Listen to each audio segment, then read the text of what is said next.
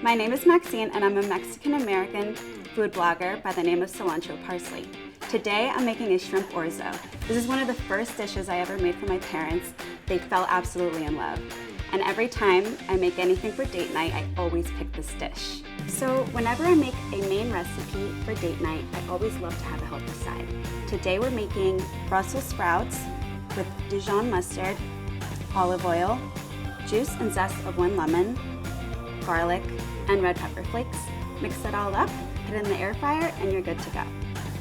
You just put the Brussels sprouts, they're already halved, olive oil, using a little bit of lemon zest, lemon juice, a little bit of Dijon, garlic cloves, red pepper flakes, salt as you like, and pepper if you want. Throw it in together, mix it up. Place the Brussels sprouts in the basket.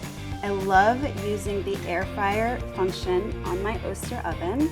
So we're actually gonna heat this up for 400 degrees and place it in for 15 minutes. And so for the shrimp orzo, we're gonna be using the Oster electric skillet with the hinged lid. So we're adding a little bit of olive oil, onion, bell pepper. We're gonna be doing this around 375.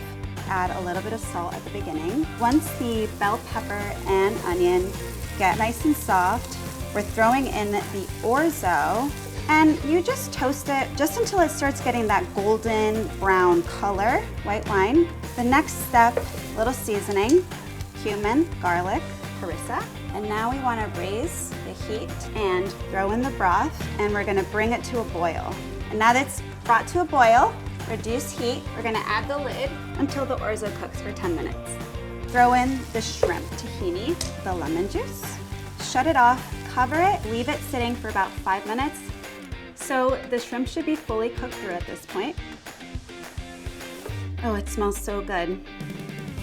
So when I plate it, I like to use more of the shrimp at the beginning, and then I like to just, with the tongs, place the shrimp on each plate in a nice and pretty way. And I love adding a little bit of parsley, giving it a nice finish. And here we are, some lightly charred Brussels sprouts. We're gonna plate it on the side, and the finishing topping for these Brussels sprouts always has to be cheese. And like I said, I made this dish for the first time for my parents, and it will always remind me of the love that they have for each other. And I hope that you make this on your next date night. Thank you for joining me.